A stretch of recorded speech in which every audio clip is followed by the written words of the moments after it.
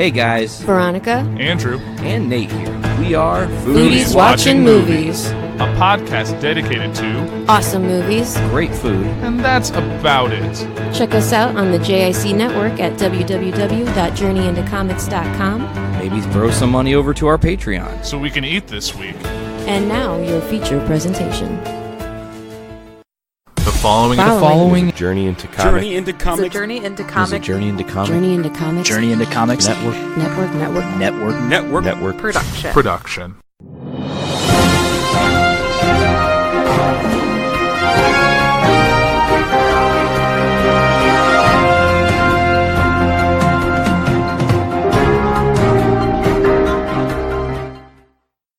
Welcome back, ladies and gentlemen, and welcome to episode 18 of Puhr 360. As always, I am your host, Andrew Puhr, and this is a show that covers topics of importance, topics involving news and the things that are going on in the world. And I thought of what a better way to talk about for today's episode than what is going on right now, which is the world of spoilers.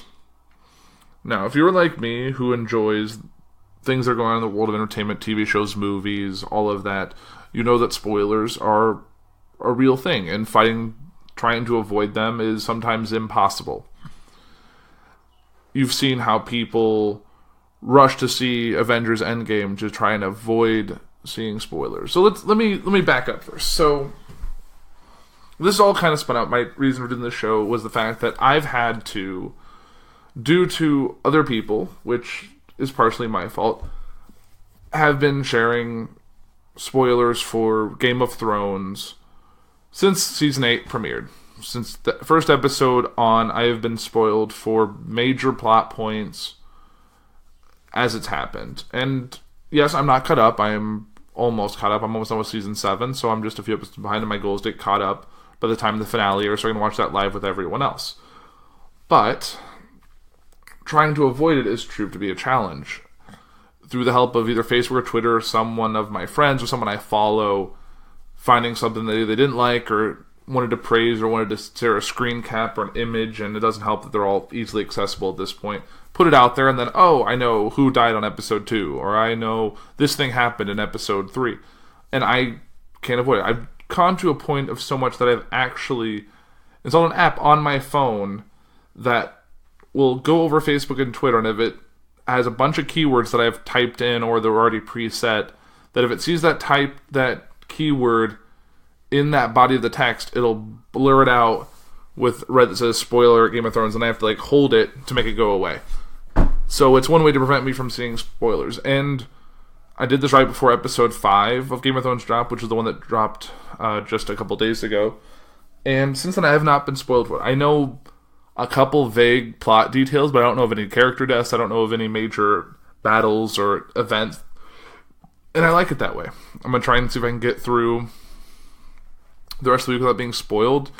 And then I can watch, and then once I get caught up, and Liz and I get caught up, then we can enjoy the finale with everyone else, and then it can be over. And I got to thinking, I even made a post on Facebook today about people who just share spoilers without any regard. They kind of suck. Because it's true. You don't have to share plot details. I get if you're upset. Oh, this happened and it upset me. Fine. Do I need to know? No, but as your own social media profile, you can share whatever you want. Someone can share a picture of their baby, and I'm I don't want to see your baby, but it's their profile, they can do what they want. It's not they're not doing it to me. I'm choosing to follow them as a person, and if I don't like to see them, I can always unfollow them. I can mute all people who try and share spoilers, and then won't see their posts until I choose to to refollow them. But we live in a really interesting world where, oh, I need to not have this spoiled for me. I've gone to movies with friends who will close their eyes and kind of cover their ears during the trailer part of a movie, or try to avoid the trailers altogether just because they don't want any plot details spoiled.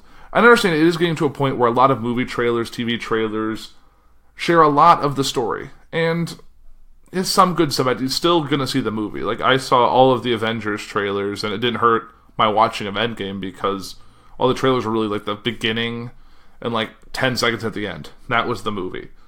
So I think it's not terrible, but I still also chose to go to see Avengers Endgame at 6 p.m. the day it came out because I didn't want someone to spoil something for me. It's kind of like if... I don't know if it would necessarily ruin my enjoyment of the film, but I feel like if I knew the last half hour of the film before going into it, would I have still enjoyed the film? Maybe. Would I be waiting for that point to come? Yes. It was like, this is a weird example, but Liz saw A Star Is Born before I did. And she or someone who she went with said, there's a dog in the movie, and there's a part that's going to make you really sad. So I had it in the back of my head to watch the movie, and I was waiting for that moment to happen, and it never happened. So I was preoccupied, and probably, I don't know if I missed a detail, but it was basically the end of that movie. I'm not going to spoil it here, because it's even though if you've seen any of the Star Is Born movies, you know it all follows the same plot pattern. You know where the main male protagonist has to go. I wonder if they're ever going to do a female adaptation, but I don't know. We'll see if there's ever a young male character and then an established female character in that. But we'll see what happens. We're in a world of remakes and reboots. Anything is possible at this point. But back to spoilers. So I feel like everyone knows the spoilers. I remember everyone, once the Harry Potter books came out, for example, wanted to read them and make sure that no one spoiled it. And I remember people got so upset when I think it was the sixth book. When the sixth book had come out, someone read the last few pages or something, and then while a bunch of people were waiting in line to pick up their copies of the book, yelled the big spoiler about who was killed in the ending of that book, and people freaked out and yelled and screamed and got upset. And I mean, that's fair. You don't want something like that to be spoiled for you. You're still going to read the book. Yeah, it's not like, oh, well, this is pointless to me now. For example, let's go to... I wrote a few notes here. Let me pull up my little notepad to see. So I talked about Game of Thrones. How I Met Your Mother's another one. So How I Met Your Mother was a series a lot of people got involved with. A lot of people liked it, and they wanted to see who the mother was. And there was always email articles about the mother is blank, so much so that the finale of the second to last season, so the last season that really followed the normal chronological order before it did the last season was 2 weeks and then jumped for all that. So that they teased the mother so much that when they revealed it, you're like, oh, that's the mother, but then you didn't really know anything about her, and then it was just more speculation and more, but then people didn't like the ending. But by the time the actual finale came out, people were sharing their dismay. And I remember I couldn't watch it because I had something going on that week, if I remember right. And I remember seeing people make comments, and it really wasn't as bad as it is now. But I remember trying to avoid it because I wanted to watch the finale for myself to experience that firsthand. If I got the ending spoiled, would it have hurt my watch? I still can rewatch that show. I've rewatched How I Met Your Mother a couple times, and I know it's coming, and I still enjoy it. I still get wrapped up in it. So, does it affect you as much? No. But if you remember, within that episode, they also did a thing about spoilers. There was an episode of How I Met Your Mother involving the Super Bowl, which is, I know it's a sports event and entertainment like a TV or a movie or a play or a book are a little different. But they remember they go into such lengths to avoid knowing who won, the score, some had bets on it, all of that. So much that, I remember Ted had noise-canceling headphones and goggles and all that, and pinholes just so we could only see just so much without being spoiled by the event, and all of them tried to avoid it as much as they could. And it shows that, obviously, watching the Super Bowl while knowing how it's going to end, the next day, probably hurts watchability, because a lot of that is, the ending is what you're watching it for. It's not like there's a narrative story that's leading up to it. It's not like it's a war movie and it's this team versus this team and, oh, how is it going to go? It's not like that. It's two people playing that one person's going to win, and once is it, oh, that's it. It's minuscule by comparison. It's an event, but it's not really a story. Let's say we remember back when the Cubs won the World Series, and that was a big story. There was the games leading up to it and the finale, and everyone was watching that final game to see, will the Cubs break their 100-year curse or whatever. And I remember I tried staying up to watch the game, but it ran super long, and I remember going to bed, waking up at like 3 a.m. and immediately checking social media to know how it ended. And obviously found out really quickly because I have a lot of friends on Facebook and Twitter that are Cubs fans, so I got all that info right away. Now, if would it have been more powerful to watch with everyone else? Sure, but I didn't care as much as everyone else did. But that's kind of a narrative story. Like, if they ever made, say that didn't exist, but there was a movie about a team with that kind of background and then all that leading up to it, if you knew that ending of that film, would it hurt your watching? No, because you're going to be established by the stories. So sports spoilers are not really, there's not really spoilers, you got it ruined for you. That's a ruining thing. But at the same time, getting something minuscule doesn't hurt. Like, obviously, I know how the first 4 episodes of Game of Thrones turn out. I know, for the most part, who dies. I know some major plot points. I'm still going to watch the episodes. I'm going to watch them by the end of this week. Fingers crossed. That's my goal. And we'll kind of have to see how it feels. Like, knowing that some deaths are recorded. Like, I know that a character... Like, I know right now where I'm watching, I'm like 2 episodes from the finale of Season 7. And I know there's a character who's being sneaky right now that I know is going to die, but I'm still going to watch it. I still want to see how it plays out because I only know a detail about it. But I would like to not know. Or I would like to be able to say, oh, that's crazy. I still want to feel the way everyone else feels, but like, I can't believe they just did that. I can't believe the creators would pull that kind of move on me. But knowing it ahead of time it's going to hurt to an extent, but it's not going to ruin it completely for me. Because I still need to know how they get there. You need the lead up to the event more than you need the event to ultimately. Like, obviously, like, I'm giving people a hard time. Like, I remember Dick, right before I started recording, posted, like, a meme. And meme culture with spoilers is all some other thing. Posted, like, saying, like, King's Landing, we surrender, and then it's Daenerys, no.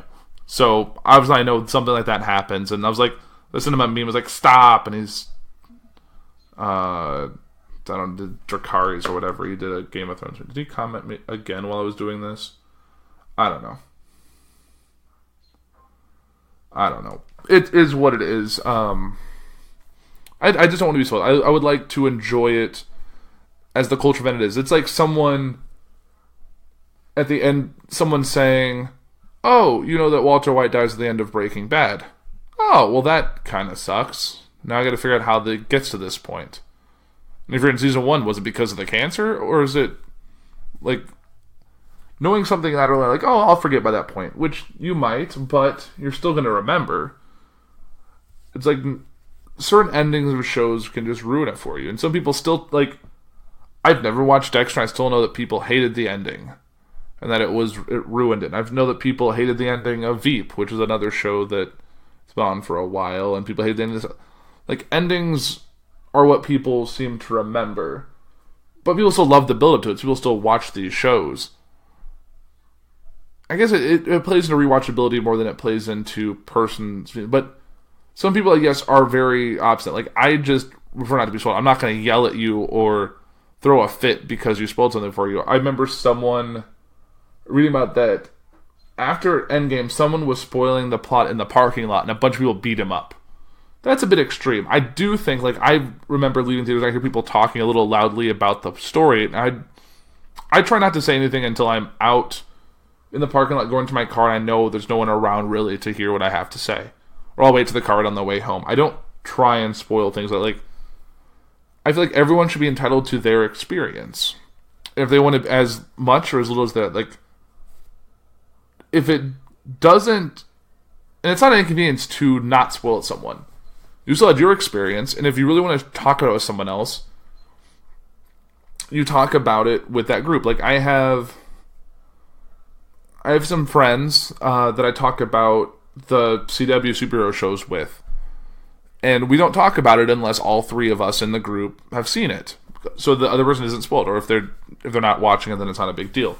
So that's what we do there. Like, we're not going to post on Facebook back and forth the discussion. We're going to keep it private. I remember when Endgame came out, we were at LaFiCon. For those of you who have tuned into the network this past couple of weeks, there's been LaFiCon live shows that we didn't spoil Endgame until basically late in the show before anyone got there, because we knew there were people either attending, people that were panelists, people that had booths that we didn't want to spoil it for.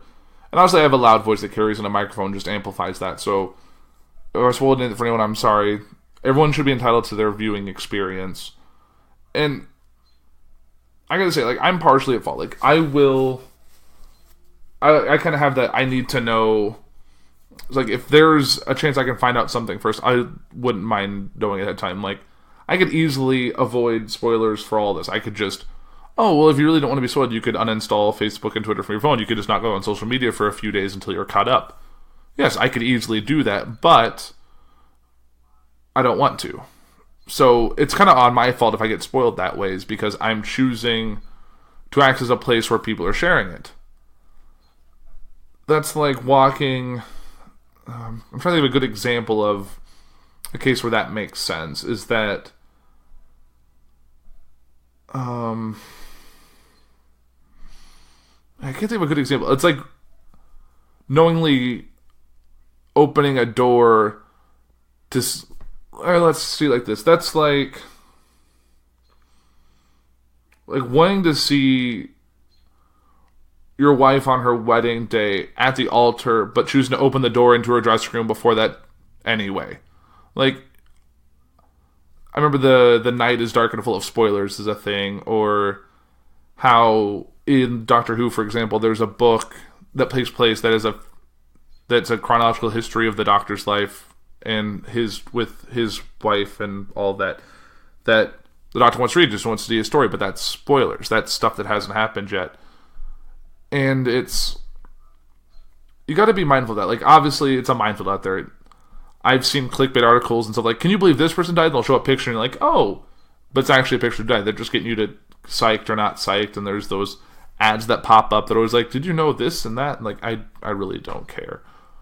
But we have to stop being so negative about it. But at the same time, people shouldn't be dicks and sharing it. Like, I can't believe this is... Like, I literally had someone post a list of everyone who died at that battle of Winterfell episode, which I think was like 2. The one that everyone's playing that was really dark. It was 2 or 3. I don't remember for sure now. But literally someone posted an order of the deaths that shocked them the most. It was like, oh, this person killed this person. You're like, oh, great, thank you. Or it's like someone posting an image of a certain dragon breaking down a certain tall structure. Like, oh, I didn't need to see that, but thank you. Now I know it's coming. Now I know that the episode I'm watching where it's like, oh, we need to go here. Like, oh, I know why they're going there, because that's what's going to happen. And it's kind of annoying. Like, I would like to be surprised by that. It's probably not going to ruin it for me, because I'm still going to watch it. I'm still going to feel the experience of when they get to that point, when it feels earned for me. But people are always going to cut corners. Some people I know, if there's a thing that they're scared of, they don't want the jump scares. If they want to go see a scary movie, they might read the whole plot to know, like, oh, this happens, and this happens. Like, okay, now I'm good. Now I'm prepared, so I won't freak out when these things happen. Which, yes, everyone is entitled to their experience, and they can choose to avoid it, they can choose to embrace it, they can choose to seek it out. But it is the nature of the beast. So I've been enough talking about how my personal thoughts about spoilers. I have I have the Wikipedia page on what spoiler is, and then I have the 2 articles, and I'm not going to get into I think I explained spoilers enough, so I'm going to get into the 2 articles about spoilers and spoiler culture and all of that. So, this is the first one. This is from Deadspin and / the Concourse, so I'm guessing it's just someone's thing called Calm Down About Spoilers. Spoiler culture, the capital D discourse surrounding how much of this plot you should know before heading into a piece of media reaches apotheosis with the release of Avengers Endgame and the Game of Thrones episode The Long Night. The fear around spoilers is such that it is entirely believable that a man loudly discussing the plot of Endgame in public would be assaulted. People treat being spoiled or unspoiled as some sort of determining factor for appreciation of a piece of art. There are separate camps for fans who like to know everything and fans that want an experience that involves knowing nothing. And entirely separate spheres of media to cater to both. Any contamination of one camp from the other will somehow ruin the experience in a way that destroys any possibility of enjoyment. This is a cultural battle the spoiler phobes are winning. For a while, I was in charge of IO9. This is, give credit where credit's due, this is an article written by Catherine Trendacosta for the Concourse. So, this is what she said. So for a while, I was in charge of IO9's Morning Spoilers, a place where we would round up all the newsy tidbits that weren't quite worth their own post. It was titled Morning Spoilers. It was in the banner. There was a spoiler warning before you clicked. The tags listed every single property that would be discussed below. People would still flip out in the comments about having read something they didn't want to know. The thing would happen in posts breaking down movie trailers, which connected publicly available information, knowledge of the source material, and some speculation based on basically how stories worked to figure out what was happening. It was all clearly labeled, and people would still complain. The behavior, the complaint, that all but the vaguest descriptor of an unreleased show or movie or game ruined someone's experience is now mainstream. The division of spoilers expanded so much in recent years that it encompassed just about any information about a piece of pop culture. If the headline vaguely states that it's about a twist, that is a spoiler, because now you know there is a twist. The fact that, say, a character's movie or TV show takes place after Endgame spoils that a character won't die, even though the studio has released that information on purpose. Attaching positive or negative adjectives to a headline about a movie is a spoiler. Oh, there's a great scene with Captain America. Spoiler. Any information, even promotion from the studio designed to get you excited and in the right frame of mind for a work is a spoiler now. It'd be one thing if this were just about fans complaining in blog comments, but their perspectives and specifically being catered to. There's been an uptick in labeling reviews spoiler-free or spoiler-filled, but the point of a review is to provide guidance on whether or not you should spend your money on something. And that can mean spoiling something by warning people that there's a plot point that doesn't work or is downright offensive. And it can mean writing about things that are good, you can't recreate them in a review.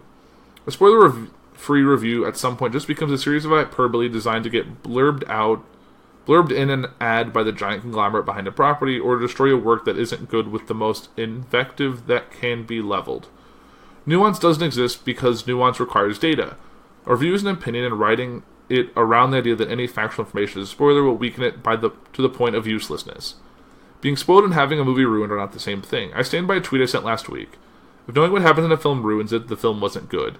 Twist and shock value are crutches, and a competent piece of media sets these things up so they don't truly come out of nowhere, but rather occur organically from what we know about the characters already. The execution is more important the fact of the twist itself. Otherwise, there'd be no point in rereading or rewatching or rereading something, or even in seeing a movie or reading a book rather than just checking a detailed plot somewhere on Wikipedia. You may have a different experience if you are spoiled, but that is merely a matter of opinion. By placing so much importance on not being spoiled to the point of trying to dictate where and how other people talk about the movie is setting yourself up for failure. You still have to live in this world, and if you fly into a rage if you happen to learn something about a movie, then you ruin the movie for yourself. Maliciously spoiling people is not cool. A point that is so obvious I didn't think I needed to make it, except people somehow thought that was what my tweet was about. It was not. It was about reassuring people that a movie is ruined by A, being bad, or B, by being in the wrong headspace for it, not by knowing what's going to happen.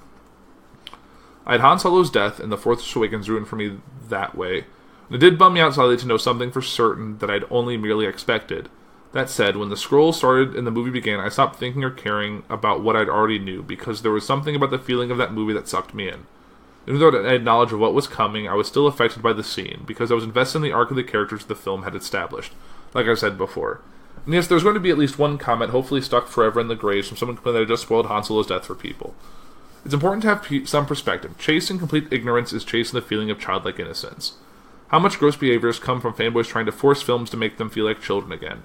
There's one thing Star Wars fandom has proven over the last year, it's that. And finally, buying into spoiler culture is to be played by the brands. Brands have been co-opting fandom at a pretty steady clip now.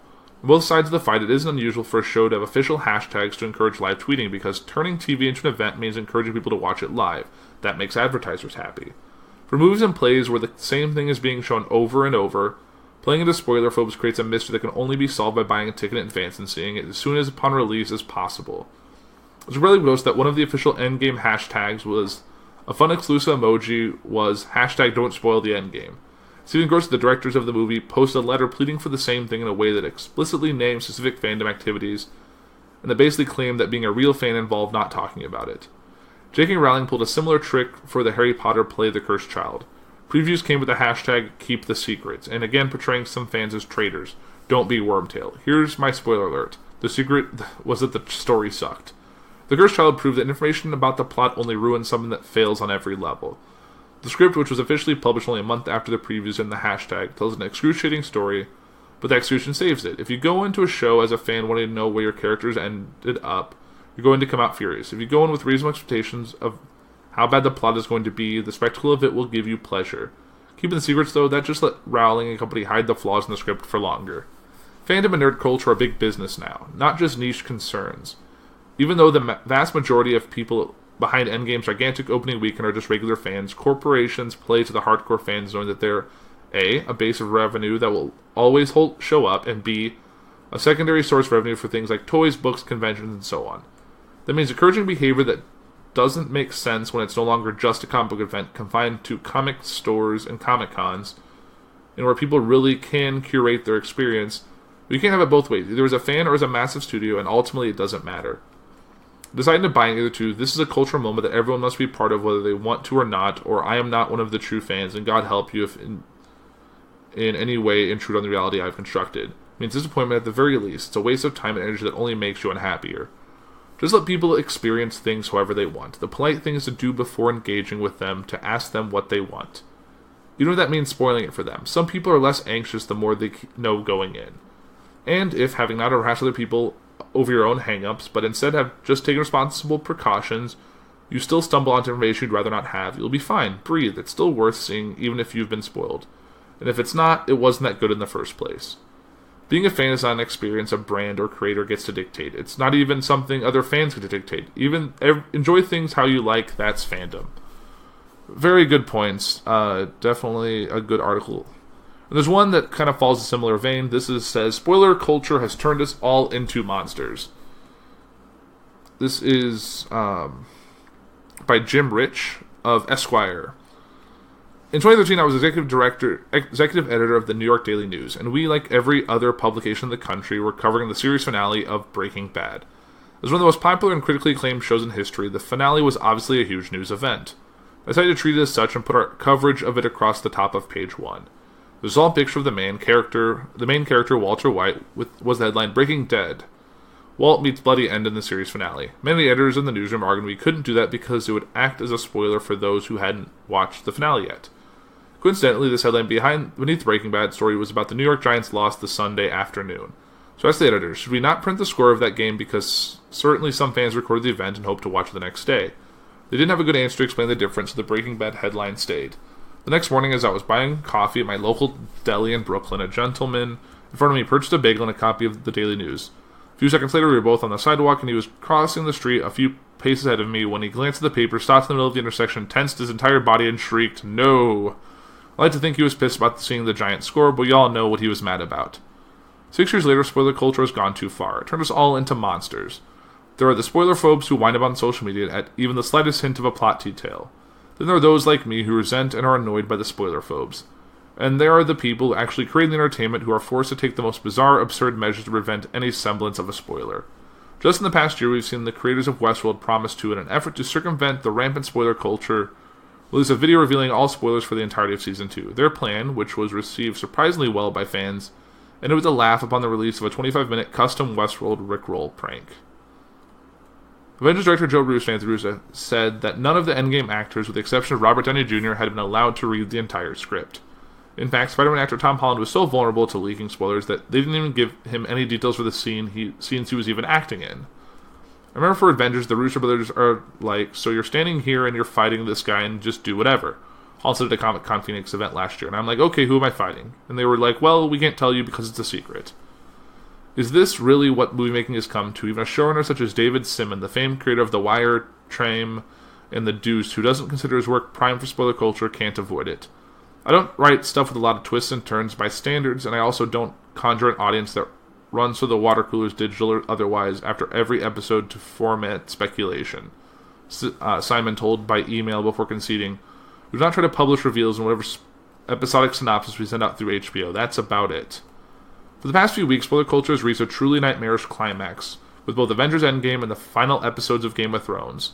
Social media has become a constant battle between the have-seens and the have-not-seens. The have-not-seens will take every opportunity to attack a stranger for a perceived leak of a plot detail. One random person on Twitter accused me of breaking the social contract when I passively pointed out that Arya Stark killing the Night King was like a last-second game-winning dunk. I'm not sure this is what Thomas Hobbes or John Locke had in mind. So he posted a screenshot of his tweet, which said, someone said, "This is a spoiler." Jim said, "Life's one big spoiler, you'll be fine." And then he responded, the guy said, "That's not how the social contract we've all entered into works. You're the asshole in this scenario. Nice job, Jimmy." None of this is news. For as long as people have been talking loudly as they walk out of theaters, there have been poor schlubs on their way in for the next showing complaining about the spoiler they had just overheard. The internet and on-demand viewing has only exacerbated the phenomenon, but at this stage, you think that as a society we have figured out to manage it all better. As Nicholas Christenfield, a psychology professor at UC San Diego, points out, that's what's new about the conundrum.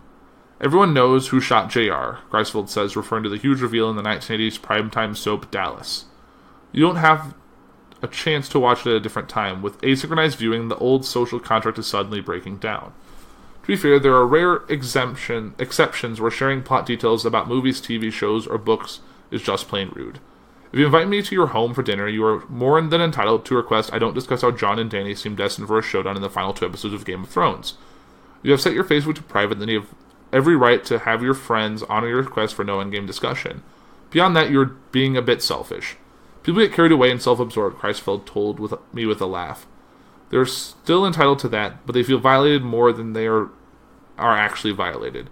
Christian Field and colleague Jonathan D. Leavitt published a research paper in 2011 that demonstrated that spoilers not only do not hinder one's enjoyment of a piece or media, they actually enhance them. People who see the research don't believe it.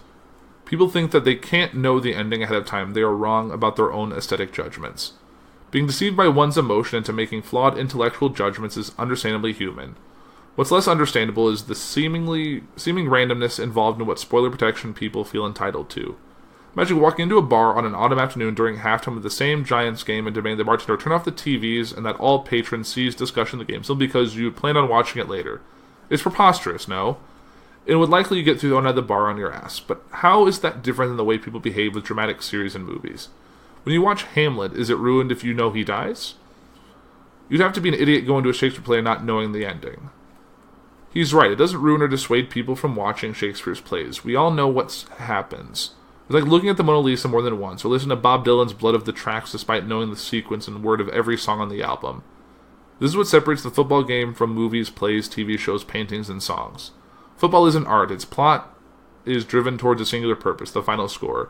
It's not how TV shows and movies should be treated, yet they are. I have a French filmmaker friend who scoffs at the American idea of a plot in movies. He thinks film is art and should be consumed as such. Plot is for children. And I'd argue spoilers and the culture surrounding them are too. If we demand and accept having our breaking news fed to us intravenously via push alert, shouldn't we not flinch at the needle prick that is the plot reveal? In a world where our TV and film choices are no longer cul-de-sacs of guilty pleasure or cultural enlightenment, yet full-blown news cycle events, that seems like a reasonable ask. Even with access to on-demand entertainment to watch on our own time, should we treat Game of Thrones episodes as a live entertainment event when the conversation is happening in real time? The way we are exposed to details of major culture events is evolving along with society that demands immediate access to news and information. Spoilers aren't any different. If I happen to follow someone on Twitter who posts about a show or movie, is that my fault or theirs? Chrisfield asked before suggesting it isn't the person who's posting that is responsible for protecting you from a spoiler. No one owes you that.